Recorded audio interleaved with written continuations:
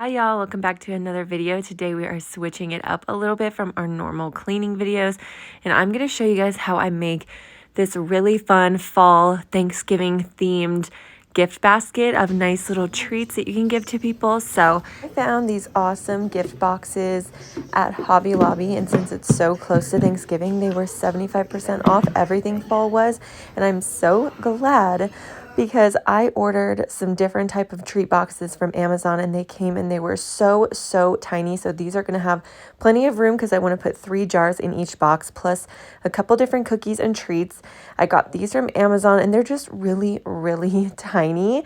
So I'm going to have to use these for something else and not this little project. They are really cute, just way smaller than I thought they were going to be. So glad I found those other gift boxes. And let's just jump into everything that I'm making. I'm making 2 different types of cookies, some candied pecans, some other fun little treats. Everything is fall themed and it's really good. Like everything turned out so cute. So I'm so excited to share this with you guys. I'm going to link all of the recipes down below that I used as well. So first I'm starting with the Broma Bakery Maple Pecan White Chocolate Cookies. These are a total hit in my house. I'm sure everyone else loved them so much, but my husband is like, oh my gosh, you have to make these all the time. They are so good. Again, I'll link the recipe down below, but it's just some brown sugar, butter, eggs, flour, normal stuff. The only thing extra that I had to get for it was maple extract instead of just vanilla extract, but I bet if you just left out the maple extract, it would still be really good because you could still taste the pecan and the white chocolate. So don't worry too much if you don't have maple. Just use regular vanilla. It calls for both, so just leaving out the maple doesn't make a huge difference. So you just get this dough all combined and put together, and then you have to chill it in the fridge for 30 minutes. So after I chop up the pecans, how do y'all say it? Pecans or pecans? I kind of switch between the two because it like trips up my tongue. But once you get the pecans and white chocolate and everything folded into the dough, you have to chill it for about 30 minutes. So while that is chilling in the fridge, I'm going to start on the no-bake cookies because those are really quick and you just make them on the stovetop and not in the oven. These are super easy cookies, partially because you don't bake them, but they're also really minimal ingredients. I've also heard people call them chocolate drop cookies, but I've always just called them no-bake cookies. It's literally just butter, sugar, a little bit of milk, and some cocoa powder. You melt it in a saucepan like this until it starts to boil, and you boil it for 1 to 2 minutes, and then you add in oats, peanut butter, and vanilla extract, and you stir it all together, and then you scoop it out into little cookie size portions and let them cool down.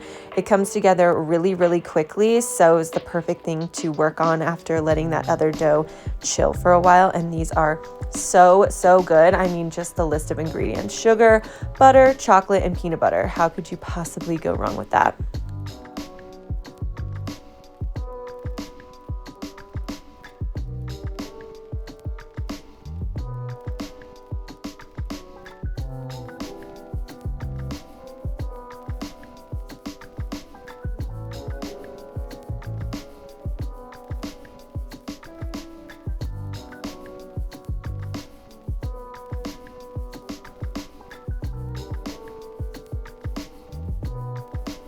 Just make sure that I clean and sanitize my countertop really well, and then I put out parchment paper and scoop these babies out with a cookie scoop and let them cool. And then I started baking off the other cookies as well, and we're gonna start on candying some pecans now that I have the oven already up and going, and I'm almost done with those cookies.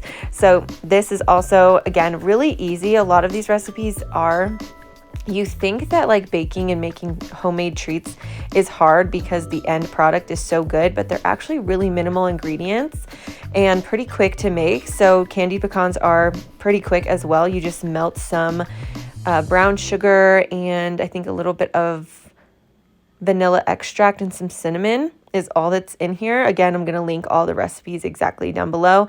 Once that's all melted and really smooth and you can tell that the sugar's dissolved, you just pour in the pecans and coat everything really well. And then you put it onto a cookie sheet with parchment paper and kind of spread it out. and you bake it for 20 minutes at 300, and all that sugar starts to bubble up and gets really nice and light and kind of crunchy and candied, and it is so, so good. I wish I had made a lot more extra, or we would have kept some for ourselves, but I kind of just made enough just for these gift boxes.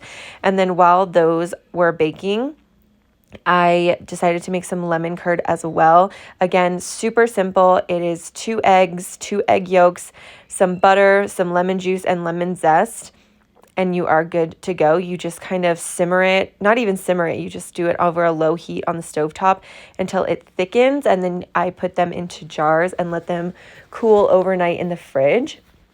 So that was everything I made the night before, and then as you can see this morning, I made another round of no-bake cookies just for us at the house because I had all the stuff to do it and they're really quick. And then I am going to make some fresh squeezed orange juice. I love to do fresh citrus, fresh lemon juice, fresh orange juice, just depending on the time of year and what people might want. A lot of people use oranges and orange juice around the holidays, either to mix drinks. They could use it for fresh cranberry sauce or for the brine for their turkey. So many different things you could use orange juice for around Thanksgiving. So it is a perfect little extra gift, and it just makes it extra special that it's freshly squeezed. So I just got a whole big 8-pound bag of oranges, and I am super lucky. I have this citrus juicer because I make fresh juice all the time. I think this was like $10 or $15 at Walmart. So it's a good investment if you want to make this kind of stuff all the time. I certainly do. I've used it so many times over the last 8 years that I've had it, and it's never given me a problem. And this little strainer takes out probably 75% of the pulp for you. So if you're fine with that much pulp, go ahead. But since I don't prefer pulp and I'm gifting it to other people, I strain out the rest of it. I just have this little fine mesh strainer, and I obviously am doing it over a pitcher to catch the juice and everything. And I just use a spoon to kind of push the pulp around so that the juice can get by, and then the strainer just catches the pulp, and I just throw the rest of it away. Don't throw away your orange rinds. You can use those for a lot of different cleaning hacks, but the pulp, I just go ahead and throw that away.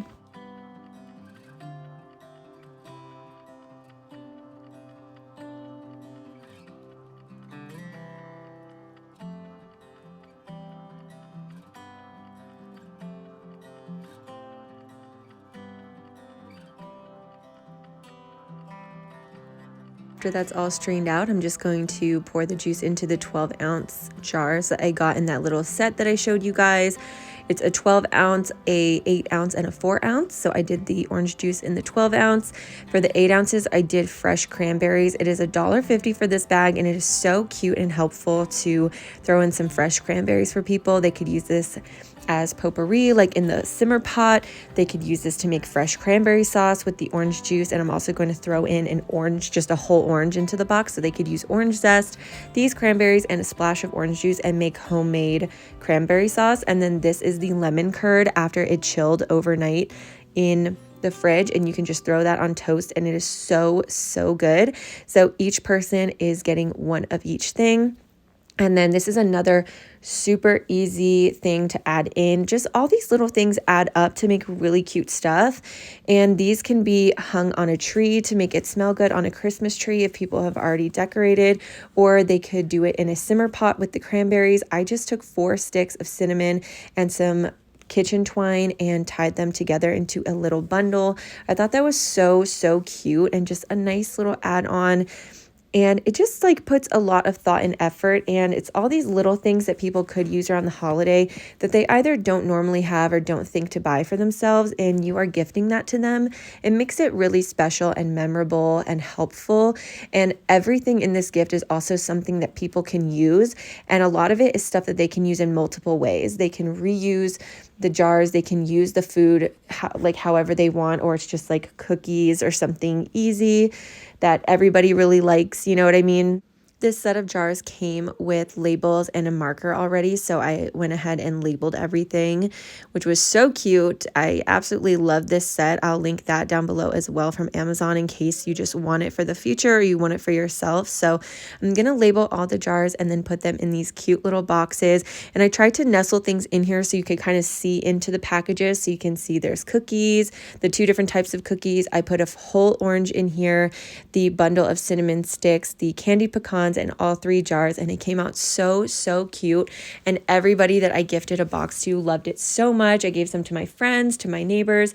This is a great gift to give to teachers, to your coworkers. Anybody would totally enjoy this, and I hope you guys like this idea as well. If you make it, let me know. Tag me in any pictures on Instagram or videos on TikTok. My other socials, along with the recipes and links that you might want, are going to be listed down below. Thank you for watching and subscribing if you did, and I will see you guys in another video very soon. Bye!